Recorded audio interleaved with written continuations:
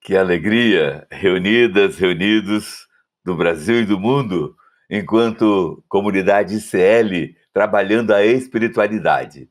E para nossa alegria, a temática de hoje é: o que a espiritualidade tem a ver com os direitos fundamentais? Direitos fundamentais é um dado profundamente importante que a Constituição brasileira traz para todos nós, mas infelizmente a sociedade não domina esse valor ainda, e a gente quer hoje popularizar essa compreensão. Hoje, quem vai nos ajudar a popularizar o que é espiritualidade, o que ela tem a ver com direitos fundamentais, é o nosso irmão Dr. Marlon. Ele é pós-doutor em Direito pela Universidade Federal da Bahia, doutor em Sociologia Jurídica e Instituições Políticas pela Universidade de Zaragoza, na Espanha, ex-juiz de Direito no estado do Maranhão, foi o primeiro vencedor do Prêmio Inovare, isso foi em 2004, e atualmente dedica-se à causa da sociedade, especialmente na Educafro, como advogado dessas demandas coletivas, com ênfase em justiça ambiental, direito das comunidades quilombolas, direito do povo em geral, especialmente o povo afro-brasileiro. Então, a gente está hoje com esse irmão, a quem eu peço que se apresente rapidamente para a gente. Se apresente, Marlon. Muito obrigado, Frei. Frei Davi, uma honra estar aqui com o senhor. Como o senhor disse, eu venho aí de uma trajetória na magistratura. Meu nome é Marlon Reis. Fiquei por 20 anos no judiciário como juiz, inclusive fui juiz auxiliar da presidência do Tribunal Superior Eleitoral e depois pedi exoneração da magistratura para me dedicar à advocacia, especialmente à advocacia eleitoral e também à advocacia coletiva. E isso, de fato, fez, inclusive, com que nós, né, Frei Davi, já tenhamos proposto várias ações coletivas em favor do povo sofrido, né, especialmente do povo afro-brasileiro, e também várias ações no Supremo Tribunal Federal, com algumas vitórias, inclusive, já, e agora outras que estão começando. Olha só, no momento eu quero dizer para vocês que várias entidades, inclusive aí do CAF Brasil, fez algo inusitado. Junto com a equipe de advogados liderada pelo Dr. Marlon, abrimos cinco ações no STF ao mesmo tempo. Eu não conheço nenhuma outra entidade do Brasil, nem grandes escritórios que tiveram a potência de abrir 5 ações ao mesmo tempo, no mesmo dia, no STF. Portanto, nessa temática espiritualidade, STF, direitos humanos, que está ligado aos direitos fundamentais, vamos primeiro dar uma reflexão, trabalhar, viver, nos inspirar na palavra bíblica. Mateus 5, versículo 10. Bem-aventurados, bem-aventuradas os que sofrem perseguição por causa da justiça, porque deles é o reino dos céus. Mateus 5, versículo 10. Vocês sabem, como falamos, abrimos 5 ações ao mesmo tempo no STF. É algo assim inusitado. O Dr. Marlon foi o mestre do direito dessa ação. A primeira foi uma DPF, Ação por Descumprimento de Preceitos Fundamentais, número 1265. Quem quiser depois buscar no Google, ou quem é advogado pode entrar na própria peça, a ação, a DPF 1265. É uma ação de descumprimento de preceitos fundamentais que questiona a aplicação das cotas raciais no serviço público. Pede que o STF reconheça um estado de coisa inconstitucional diante de erros banais ou gritantes, prejudicando o povo afro-brasileiro. Bem, o que a espiritualidade tem a ver com isso? Aqui é que está o nó que nós queremos desatar. E aí, doutor Marlon, como a abertura deste processo contra as coisas inconstitucionais, que, inclusive, está acontecendo hoje, agora, recebemos demandas hoje nessa área, como deve mudar, com esse trabalho nosso, mudar a realidade que temos hoje? O STF tem reconhecido o estado de coisas inconstitucional, na sua opinião? Esse é um tema interessantíssimo e é muito bom a gente poder explicar para as pessoas que nos assistem, porque poucas pessoas sabem do que se trata, mesmo no meio jurídico. Mas, obviamente, entre aqueles que não são advogados, advogadas ou não trabalham em outras profissões jurídicas, talvez não dê para entender o que é história de estado de coisas inconstitucional. Mas o que é isso? Estado de coisas inconstitucional é aquele conjunto de fatos que viola a Constituição. São situações que estão no dia a dia das comunidades, no dia a dia da população e que confrontam, colidem com o que diz a Constituição Federal. Quando nós pensamos em inconstitucionalidade, normalmente nós imaginamos que estaremos diante de uma lei ou de um ato normativo. E aí, confrontada essa norma com a Constituição, se ela for contrária à Constituição, ocorre uma inconstitucionalidade. Mas não, desenvolveu-se, a partir de um precedente que começou na Colômbia, a ideia de que as coisas, como elas acontecem, também podem ser inconstitucionais. E assim, nós tivemos a primeira decisão na história do constitucionalismo brasileiro, que do Supremo Tribunal Federal reconhecendo uma situação concreta de estado de coisas inconstitucional na arguição de descumprimento de preceito fundamental, a DPF 347. A DPF 347, a primeira vez que o Supremo reconhece, no caso, era sobre o sistema carcerário brasileiro, que a maneira como ele está instituído, o sistema carcerário, representa em si mesmo uma violação a direitos fundamentais.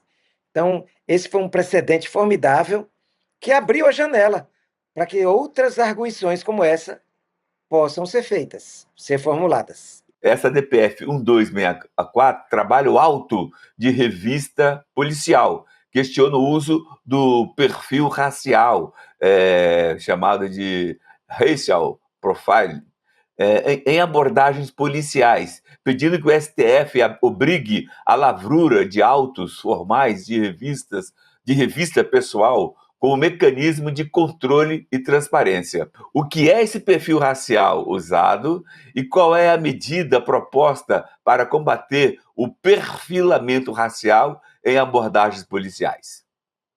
Perfeito, Frei. Então, o que é o perfilamento racial? Para você que nos assiste entender assim com maior facilidade, imagina o seguinte: a polícia vai passando pela rua e vê uma pessoa preta, um homem ou uma mulher, afro, e aí desconfia que aquela pessoa pode ser um criminoso apenas pela cor da pele. Também a maneira como se veste, talvez o lugar onde se encontre. Esse perfilamento racial, ele foi banido pelo Supremo Tribunal Federal. O Supremo Tribunal Federal não aceita que a polícia escolha alguém para ser investigado ou ser ali revistado só por causa da aparência física ou da cor da pele. Então, o perfilamento racial, que é isso, já está proibido pelo Supremo. O problema é que ele não deixou de acontecer, isso continua acontecendo todos os dias em todas as partes do Brasil. É o chamado, Frei Davi, é o chamado baculejo. Tem até essa gíria, né? Que o policial vai lá, não sabe se a pessoa está praticando um crime, não, mas peraí, encosta aí, malandro. Aí vai passar ali, fazer revista, vai verificar bolsos, tudo, de uma pessoa que não está em situação de suspeita. A lei, no artigo 244 do Código de Processo Penal, só permite a revista de pessoas quando haja fundada suspeita. E a fundada suspeita, obviamente, não é porque ele tem uma cor da pele diferente. É claro que ele tem que estar numa situação que, aparentemente, ele está ali praticando um crime. É o chamado baculejo que nós estamos buscando proibir. A polícia só pode agir quando houver fundada suspeita. e quando houver essa fundada suspeita, vai ter que lavrar o auto de revista. Esse auto de revista é justamente o documento pelo qual a polícia vai informar por que, que houve aquela revista, qual era o nome da pessoa revistada, o horário, o local em que se deu, dentre outros dados. Isso para evitar essas abordagens ilegais que, infelizmente, muitas vezes terminaram, inclusive, em crimes praticados pela polícia. Né? Nós não estamos aqui demonizando a polícia e nem falando contra a polícia. Nós estamos falando dos maus policiais. E os maus policiais vão ter a sua atuação contida através da aprovação do auto de revista. Então, fim do baculejo. É a nossa proposta. Vocês perceberam que estamos no caminho e que Deus quer, que é a busca da justiça, da igualdade, do respeito aos direitos humanos. Você está no programa Espiritualidade e Nação. E a temática de hoje é o que a espiritualidade tem a ver com os direitos fundamentais. E nesta busca aí das 5 ações, a terceira ação, que é a do CAFRO e várias entidades abrimos no STF agora, já dando as boas-vindas ao novo presidente do STF, o querido irmão Fachin, abrimos a ADI 7880, é a Lei das Cotas da Paraíba, que contesta dispositivo da lei estadual que fez uma bagunça com a lei das cotas que está no princípio constitucional. Marlon, como é que você explicaria esse absurdo da lei da Paraíba? Então, é incrível o que aconteceu no estado da Paraíba. Lá existe uma lei que prevê cotas. Inclusive, prevê cotas de apenas 20%, nós já estamos no patamar de 30% na lei federal. Mas o maior problema não é esse. É que a lei também estipulou outra obrigatoriedade. Além de ser negro ou negra, para receber o benefício da cota, precisa estar numa família com, no máximo, uma renda familiar de um salário mínimo e meio. Ora, quem está nessa situação está na situação do limiar da extrema pobreza. Essas são as pessoas que preenchem o requisito para estar no Cade Único, Bolsa Família. Essas pessoas não têm condições de disputar em condições de igualdade os concursos públicos de nível superior. Quase todos hoje exigem nível superior. Então, essa lei acaba inviabilizando a participação das pessoas negras. E o motivo da cota não é a questão da pobreza. O motivo da cota é a questão do resgate social das pessoas negras que somos descendentes de pessoas escravizadas. Não é uma situação de igualdade social. É a herança escravagista que chega até os nossos tempos atuais e contra a qual nós estamos lutando. Por isso, estamos lutando por duas coisas: para ampliar as cotas para 30% e também para remover essa exigência de que se trate de uma pessoa hipervulnerável economicamente. Basta ser negro ou negra para participar das cotas. Não é admissível a exigência de prova de uma renda familiar tão baixa. Portanto, sociedade, entenda, a cota para negro não veio e não lutamos porque nós somos empobrecidos pelo sistema. Além disto, de sermos empobrecidos pelo sistema, a lei de cotas que nós conquistamos é para reparar os mais de 380 anos de escravidão. E eu sei que você, que está aqui nos seguindo e são pessoas conscientes, entendem isso. Vocês sabem que a quarta lei que nós abrimos ao mesmo tempo no STF recebeu o número 1265. É também uma DPF. É chamada Lei das Sebas.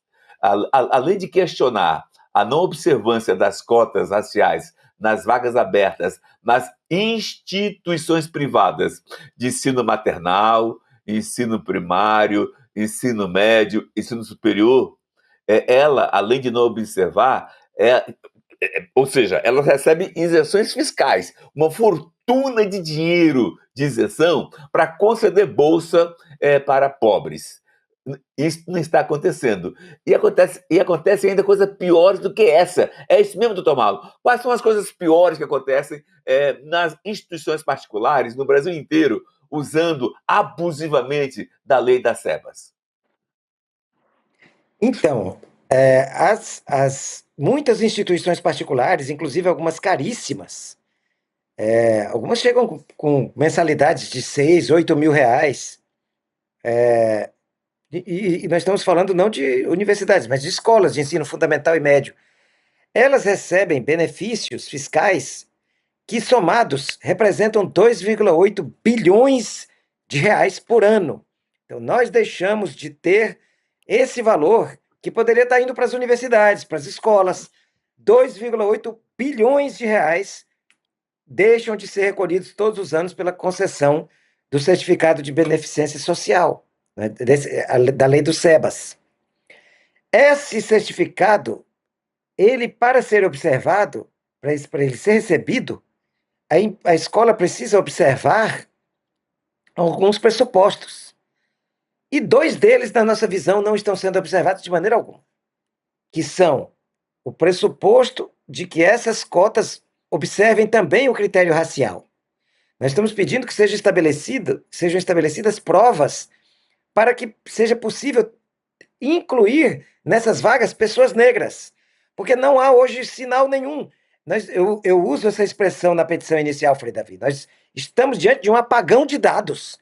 Nós não temos informação sobre como a política das SEBAS está chegando até a nossa população pobre, especialmente a população negra. Quantos garotos e garotas, quantos jovens estão sendo beneficiados por essa política em termos proporcionais? Não temos dado algum. Então, nós estamos pedindo que isso seja estabelecido e que seja determinada a aplicação da política de cotas também para a concessão dessas bolsas. Por outro lado, nós estamos lutando também contra o fim, e é triste ter que falar isso, em pleno 2025, nós estamos lutando contra o fim da segregação social e racial, porque os pobres e negros que estão entrando nessas bolsas, estão recebendo essas bolsas, eles estão sendo apartados dos alunos pagantes em muitas escolas. Nós sabemos de casos em que há salas de aulas separadas para os bolsistas, para não misturar. Olha que absurdo. Também, nós conhecemos uma escola em São Paulo, inclusive temos uma ação judicial em nome da Educafro contra essa escola, que é o Colégio Visconde do Porto Seguro, que fez uma outra escola separada para receber os bolsistas, para não misturar com os pagantes. Então, isso, nós até citamos, Frei Davi, uma jurisprudência dos Estados Unidos de 1954, da luta pelos direitos civis nos Estados Unidos, de Martin Luther King e de vários outros. Um grupo, inclusive um advogado que foi advogado voluntário de Martin Luther King, chamado Thurgood Marshall, ele ingressou com uma ação em favor da família Brown, para que a criança, filha do casal Brown, pudesse estudar numa escola que estava reservada só para pessoas brancas. Mas ela queria aquela escola, os pais queriam porque era a escola mais próxima da casa dela. Aí disse, não, mas existe outra escola só para crianças negras. Ela foi para a justiça para dizer o seguinte, não existe igualdade onde existe separação. 1954, Frei Davi, foi quando o Supremo Tribunal Federal acabou com a segregação escolar. E nós ainda estamos lutando com isso. No Brasil, em 2025, 71 anos depois. Lamentável, mas esse é o objetivo dessa outra ação. Isso, portanto, vocês estão no site ICL, Instituto Conhecimento Liberta. Dê seu like, queremos que você transmita esse programa, repasse o link desse programa para todos os seus amigos. Gente, isso aqui são informações que você encontra em pouquíssimos lugares, em pouquíssimas televisões, pouquíssimos sites, ok? O ICL está sendo uma potência.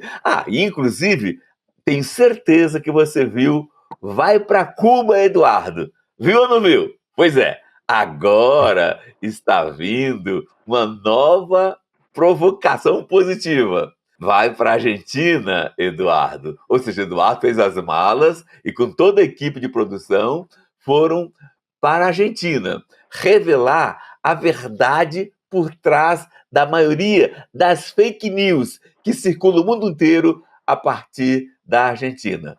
Enquanto a grande mídia estampa manchetes de milagre econômico de Javier Milei, o povo argentino passa fome e vive nas ruas e assiste à perda de direitos fundamentais.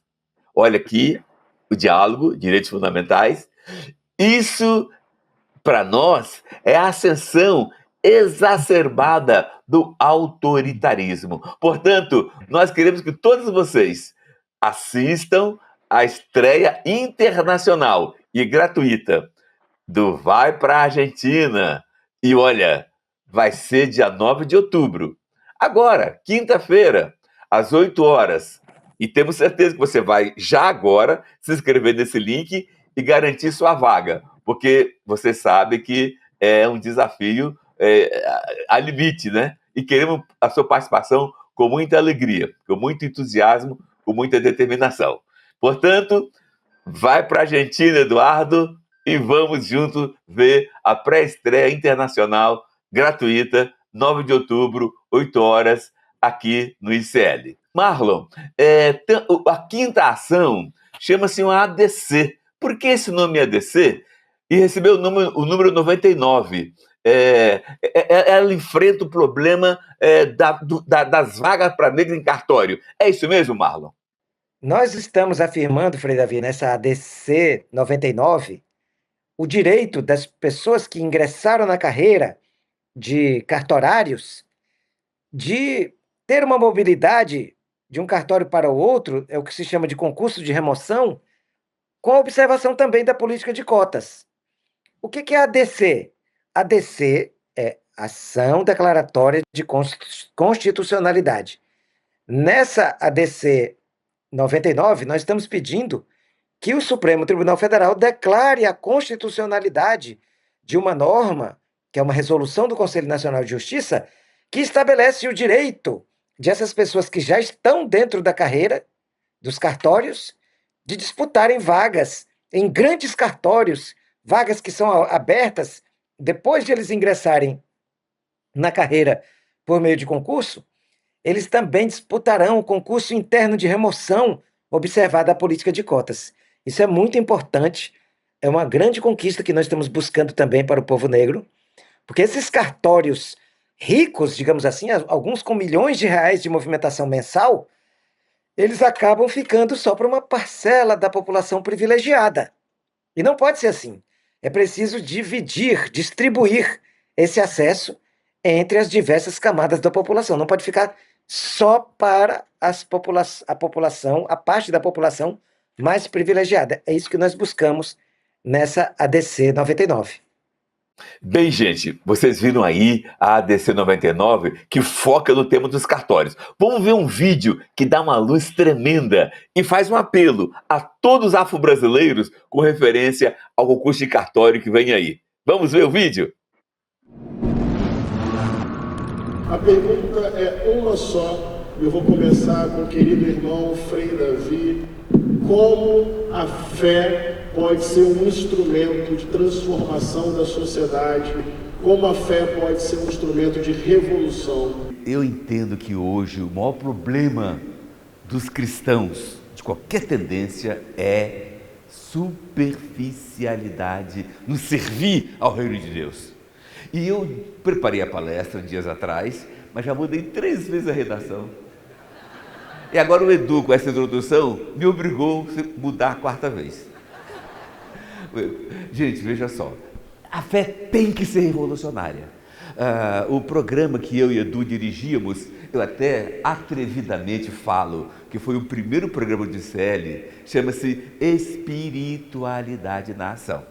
Era um programa, só existia esse, eu e Edu dirigimos o programa, e a gente tinha como missão fazer com que entendêssemos que espiritualidade é agir.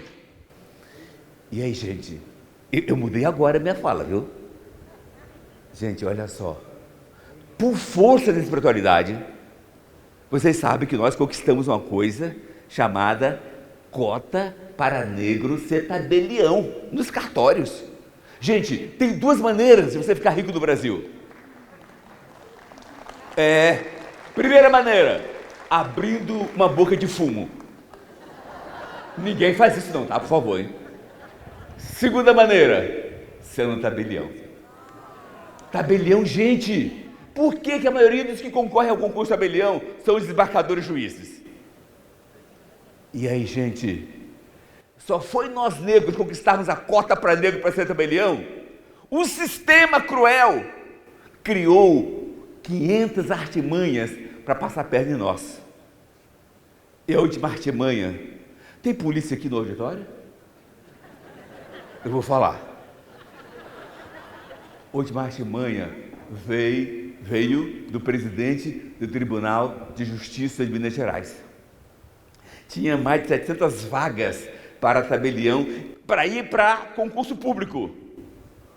O presidente do tribunal, que acabou de sair agora, graças a Deus, junto com Zema, quem é Zema, hein? E vários outros deputados desviaram 400 vagas de cartório e deram entre eles. E quando me telefonaram de Minas Gerais, falei, Davi, não socorre, o quê? O presidente do tribunal desviou 400 vagas, de 700, só vai botar 300 vagas no concurso público. Isso o quê? Me acha aí um negro corajoso que vai fazer o concurso para me conversar com ele. O negro foi, abriu um processo individual contra o presidente do tribunal, e aí do CAFO Brasil abriu um processo coletivo. Abriu aonde? No Conselho Nacional de Justiça. Mas, gente, esse aplauso de vocês, eu agradeço, mas eu pergunto a vocês, não seria muito atrevimento de movimento social querer brigar com o presidente do Tribunal de Justiça de Minas Gerais? É atrevimento. Em todo caso, gente, o título que o Henrique deixou bem evidente, né?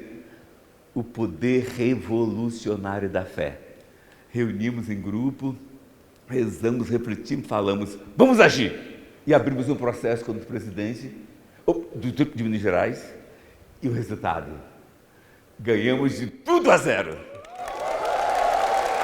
O presidente foi obrigado a cancelar o concurso que estava na praça, foi obrigado a tomar do Zema, dos 2 cartórios ele deu para o filho dele, o presidente. Tomar do filho dele os cartórios e colocar no concurso público, que vai ser lançado nos próximos dias. Gente, concluindo, eu faço um apelo, gente, Todos vocês que conhecem um irmão negro, uma irmã negra, que é estudante de direito, que tem o curso de direito, mas não tem a OAB, ou alguém que tem a OAB, que corram à nossa procura. O e-mail é jurídico@educafro.org.br. Por quê? Porque, gente, nós vamos ter nos próximos 12 meses mais de 1.000 vagas para negro ser tabelião. E, concluindo, é o único concurso top do mundo que permite que estudante concorra em igual qualidade. Todo estudante de direito já pode prestar o concurso para cartório.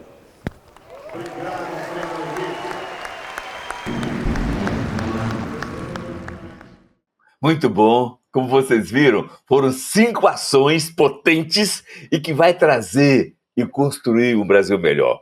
Um Brasil melhor, mais justo com os mais pobres, é espiritualidade na ação. Marlon, nosso horário estourou, meu irmão. Dê sua despedida aí breve, nós estamos já com o horário estourado. Pois é isso, só agradecer mais uma vez, Frei Davi, e deixar um grande abraço para todos e todas que nos assistiram. E é isso. Com espiritualidade como guia, nós vamos lutando por direitos. Querido Deus, energia plena que comunga e que dialoga com todas as religiões do bem, que faz o bem no mundo. Olhe, Pai, essas 5 ações que várias entidades reunidas abrimos no STF brasileiro e nos ajude para que os ministros com as quais as ações caíram tenham a consciência plena de reino de Deus e procure praticar o bem e a justiça através dos seus serviços como ministros da justiça. Abençoai, Pai, a sociedade brasileira, porque vive um novo momento de consciência, momento de luta por seus direitos. Te pedimos em nome do Pai, do Filho e do Espírito Santo. Amém. Javier Milei está promovendo um milagre econômico na Argentina. Verdade ou fake news? Se for fake news, tem potencial para ser a maior fake news do planeta, porque Javier Milei está sendo usado como exemplo para vários países que querem impor as mesmas medidas para as suas populações. A gente foi lá investigar e produziu um dos documentários mais necessários dos últimos tempos. Vai para a Argentina, carajo! Uma alusão à frase que Javier Milei sempre repete. E no dia 9 de outubro, uma quinta-feira às 8 horas da noite, a gente vai estar junto para descobrir a verdade sobre a Argentina.